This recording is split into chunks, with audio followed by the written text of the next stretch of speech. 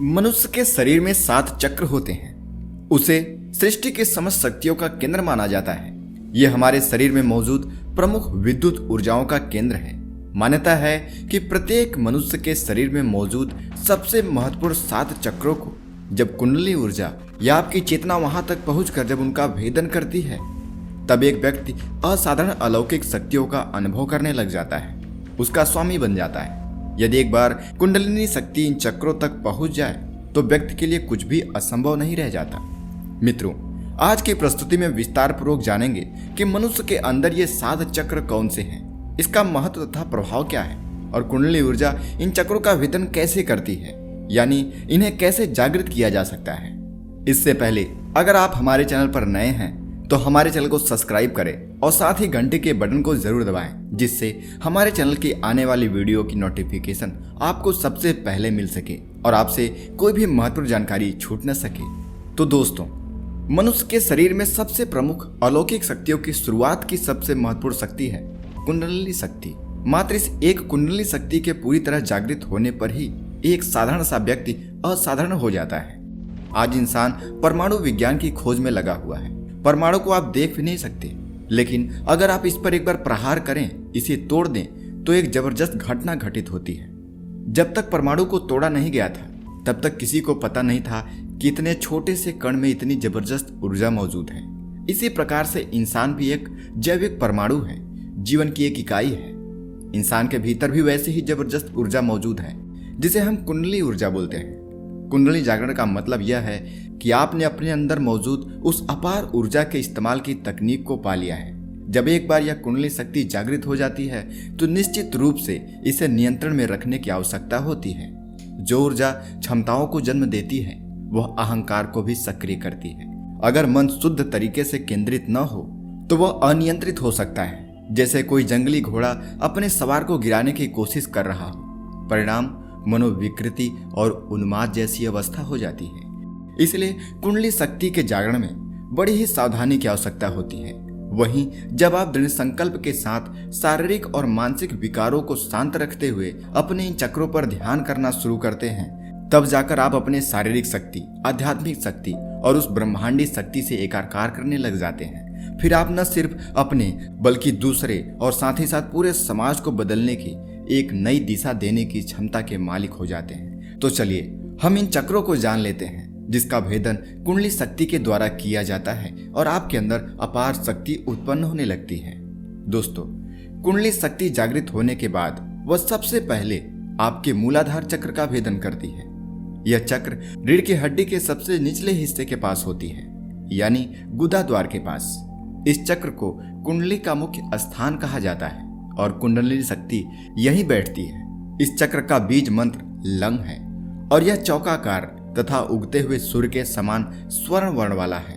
यहाँ देव रूप में गणेश विराजमान है। इनकी देवी डाकिनी है। इस चक्र में ब्रह्म ग्रंथि है। यह भूलोक को इंगित करता है। भौतिक रूप से सुगंध और आरोग्य इसी चक्र से नियंत्रित होते हैं। आध्यात्मिक रूप से यह चक्र धर्म, अर्थ, काम और मोक्ष को नियंत्रित करता है।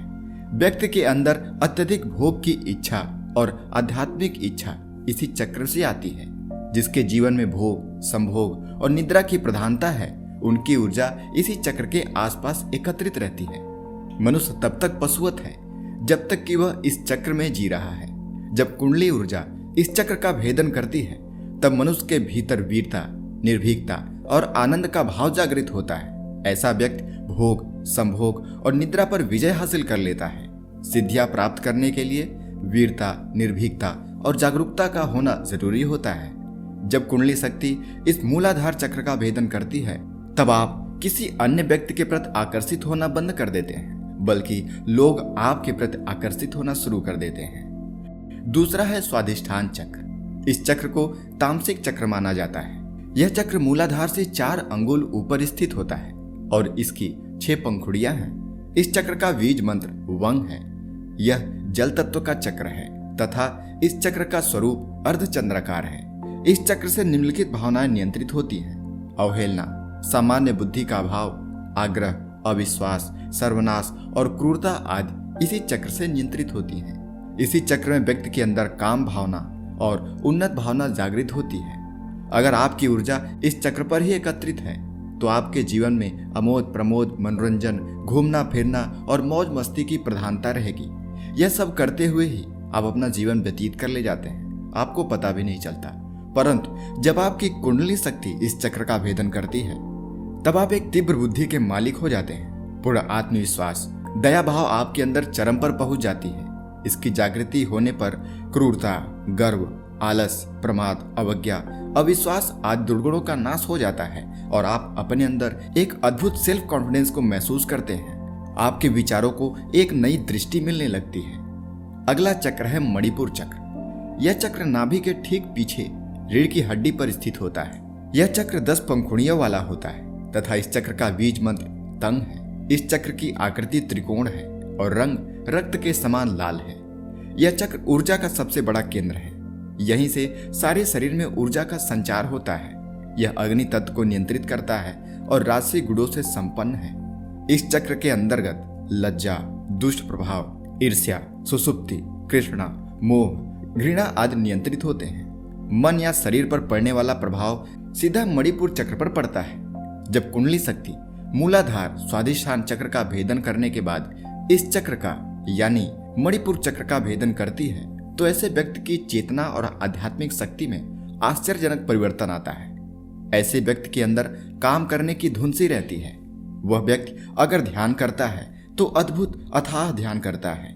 वह जो भी कार्य करता है लगातार कार्य करता जाता है और उसे सफलता भी मिलती जाती है। ऐसे लोगों को कर्मयोगी कहते हैं तथा ये लोग दुनिया का हर कार्य करने के लिए तैयार रहते हैं। इस चक्र के जागृत होने से मनुष्य के अंदर से ईर्ष्या, तृष्णा, चुगली, लज्जा, भय, घृणा, मोह आदि सभी दुर्गुण नष्ट होने लगते हैं, उससे दूर होने लगते हैं। अगला यानी चौथा चक्र है अनाहत चक्र। यह हृदय के बीचों बीच रीढ़ की हड्डी पर स्थित होता है। इस चक्र की 12 पंखुड़ियां हैं तथा इस चक्र को सौर मंडल भी कहा जाता है। इसका आकार षटकोण है और इसका रंग हल्का हरा है। इस चक्र का मंत्र यंग है। इस चक्र के अंतर्गत आशा, चिंता, चेष्टा, ममता, दंभ, विवेक, विलासता, अहंकार जैसे गुण समाहित होते हैं। मानसिक अवसाद की दशा में इस चक्र पर गुरु ध्यान और प्राणायाम करना अद्भुत परिणाम देता है। आध्यात्मिक दृष्टि से यहीं से साधक के सतोगुणों की शुरुआत होती है। याद रहे, नीचे के 3 अधोचक्र और ऊपर के सभी चक्र और ऊपर के 4 चक्र सतोगुण प्रधान होते हैं। इसी चक्र से व्यक्ति की भावनाएं और अनुभूतियों की शुरुआत होती है। अगर आपकी ऊर्जा अनाहत में सक्रिय है तो आप एक सृजनशील व्यक्ति होंगे और हर क्षण आप कुछ न कुछ नया रचने की सोचते होंगे। हृदय पर संयम के साथ लगातार ध्यान करने से यह चक्र जागृत होने लगता है। खासकर रात्रि को सोने से पूर्व इस चक्र पर ध्यान लगाकर अभ्यास करने से यह जागृत होने लगती है। जब कुंडली शक्ति इस चक्र का भेदन करती है तब मनुष्य के अंदर से कपट, हिंसा, क्रूरता, चिंता, अविवेक और अहंकार समाप्त हो जाता है। इस चक्र के जागृत होने से व्यक्ति के भीतर प्रेम और संवेदना का जागरण होता है। जैसे ही कुंडली शक्ति इसका भेदन करती है मनुष्य के अंदर ज्ञान स्वतः ही प्रकट होने लगता है तथा व्यक्ति अत्यंत आत्मविश्वासी, सुरक्षित, चारित्रिक रूप से जिम्मेदार एवं भावनात्मक रूप से संतुलित व्यक्ति बन जाता है। ऐसा व्यक्ति एक अद्भुत चरित्र का मालिक होता है। 5वां चक्र है विशुद्ध चक्र। यह कंठ के ठीक पीछे स्थित होता है। यह चक्र बहुरंगा है और इसका कोई खास स्वरूप नहीं होता। इसका बीज मंत्र हंग है तथा इस चक्र की 16 पंखुड़ियां हैं। इस चक्र के अंतर्गत भौतिक ज्ञान, कल्याण, महान कार्य, ईश्वर में समर्पण, विश्वास और अमृत आदि समाहित होते हैं। यह चक्र आकाश तत्व और 8 सिद्धियों से संबंध रखता है तथा संगीत के 7 सुर इसी चक्र द्वारा उत्पन्न होते हैं। इस चक्र की गड़बड़ी होने पर वैज्ञानिक रूप से थायराइड जैसी समस्याएं और वाणी की विकृति पैदा हो जाती है। जब इस चक्र का भेदन कुंडली शक्ति करती है तब यह चक्र और भी उच्चतम आध्यात्मिक अनुभूतियां देता है तथा सारी की सारी सिद्धियां इसी चक्र में समाहित होती हैं और वह सिद्धियां साधक को प्राप्त होने लगती हैं। सामान्य तौर पर यदि आपकी ऊर्जा इस चक्र के आसपास एकत्रित है तो आप अति शक्तिशाली होंगे। संयम करने और ध्यान लगाने से यह चक्र जागृत होने लगता है। जब कुंडली शक्ति इस चक्र का भेदन करती है तो मनुष्य 16 कलाओं और 16 विभूतियों का ज्ञानी हो जाता है और खास तौर से साधक में भूख और प्यास को रोकने की पूर्ण क्षमता आ जाती है। वह मौसमी प्रभाव से बड़ी आसानी से खुद को बचा ले जाता है। अगला और छठा चक्र है आज्ञा चक्र। दोस्तों, यह चक्र मनुष्य के शरीर में बहुत ही महत्वपूर्ण चक्र है। यह आपके दोनों भवों के बीच में स्थित होता है। यह चक्र 2 पंखुड़ियों वाला होता है। एक पंखुड़ी काले रंग की और दूसरी पंखुड़ी सफेद रंग की है। सफेद पंखुड़ी ईश्वर की ओर जाने का प्रतीक है और काली पंखुड़ी सांसारिकता की ओर आने का प्रतीक है। इस चक्र के 2 अक्षर यानी 2 बीज मंत्र हैं, हंग और संग। इस चक्र का कोई ध्यान मंत्र नहीं है क्योंकि यह पंच तत्व और मन से ऊपर होता है। इस चक्र पर मंत्र का आघात करने से शरीर के सारे चक्र स्वतः ही नियंत्रित हो जाते हैं। इस चक्र पर ईड़ा, पिंगला और सुषुम्ना नाड़ी आकर खुल जाती हैं और मन मुक्त अवस्था में पहुंच जाता है। सामान्य तौर पर जिस व्यक्ति की ऊर्जा यहाँ ज्यादा सक्रिय होती है, ऐसा व्यक्ति बौद्धिक रूप से संपन्न, संवेदनशील और तेज दिमाग का बन जाता है। जब कुंडली शक्ति इस चक्र का भेदन करती है तो साधक के अंदर अपार शक्ति और सिद्धियां जागृत हो जाती हैं और वह व्यक्ति सिद्ध पुरुष बन जाता है। लेकिन ऐसा व्यक्ति अपनी शक्तियों का दिखावा बिल्कुल भी नहीं करता क्योंकि वह लगातार अपनी सभी चक्रियों को जागृत करते आ रहा है। तो इससे उसके अंदर काफी मात्रा में संयम स्थापित हो जाता है और वह ज्ञानी पुरुष, सिद्ध पुरुष बन जाता है। लेकिन यदि कोई व्यक्ति सिर्फ अपनी आज्ञा चक्र पर ध्यान केंद्रित करे तो भी व्यक्ति के अंदर अद्भुत शक्तियां अपने आप उत्पन्न होने लगती हैं। उसके अंदर सामान्य इंसान से अलग शक्तियां आती हैं। वह अपने जीवन को, दूसरे के जीवन को एक अलग नजरिए से देख पाता है। उसकी सिक्स सेंस पावर बढ़ जाती है। इसीलिए सिर्फ आज्ञा चक्र पर ध्यान केंद्रित करने से ही आप आध्यात्मिक शक्तियों का अनुभव प्राप्त करने लग जाते हैं। 7वां और आखिरी चक्र है सहस्त्रार चक्र। यह सिर के ऊपरी हिस्से अर्थात जहां हम चोटी रखते हैं वहां पर स्थित होता है। यह सहस्त्र पंखुड़ियों वाला होता है और बिल्कुल उजले सफेद रंग का। इस चक्र का ना तो कोई ध्यान मंत्र है और ना ही कोई बीज मंत्र है। इस चक्र पर केवल गुरु का ध्यान किया जाए तो यह चक्र एक्टिव होने लगता है।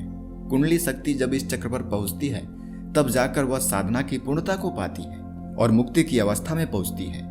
इसी स्थान को तंत्र में काशी कहा जाता है तथा इस स्थान पर सद्गुरु का ध्यान या कीर्तन करने से व्यक्ति के मुक्ति यानी मोक्ष का मार्ग सहज ही खुल जाता है। वह साधक परमहंस को प्राप्त हो जाता है। जो साधक यम नियम का पालन करते हुए यहाँ तक पहुंच गया तो वह आनंदमय शरीर में स्थित हो जाता है। ऐसे व्यक्ति को संसार, संन्यास और सिद्धियों से कोई मतलब नहीं रहता। लगातार ध्यान करते रहने से मनुष्य जब मूलाधार चक्र से होते हुए सहस्त्रार चक्र तक कुंडली शक्ति को पहुंचा देता है तब वह व्यक्ति परमहंस पद को प्राप्त कर लेता है। तब उस व्यक्ति और परमात्मा के बीच का भेद समाप्त हो जाता है। तो मित्रों, यह रही कुंडली और 7 चक्रों के बारे में छोटी सी जानकारी।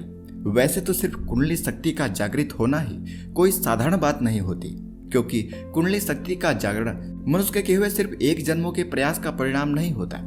यदि कोई व्यक्ति सिर्फ अपने चक्रों पर ध्यान केंद्रित करने लग जाए तब भी उसे काफी शक्तियों का आभास होने लग जाता है। याद रहे, आपके इस जीवन में किए गए एक बार का भी मंत्र जाप या ध्यान साधना कभी बेकार नहीं होती। वह आपके सूक्ष्म शरीर में एकत्रित हो जाती है और अपने पुराने एकत्रित किए हुए उस ऊर्जा से जुड़ने का भी मार्ग ध्यान, मेडिटेशन, मंत्र जाप इत्यादि है। इसलिए इसका अभ्यास प्रतिदिन ज्यादा से ज्यादा करना चाहिए।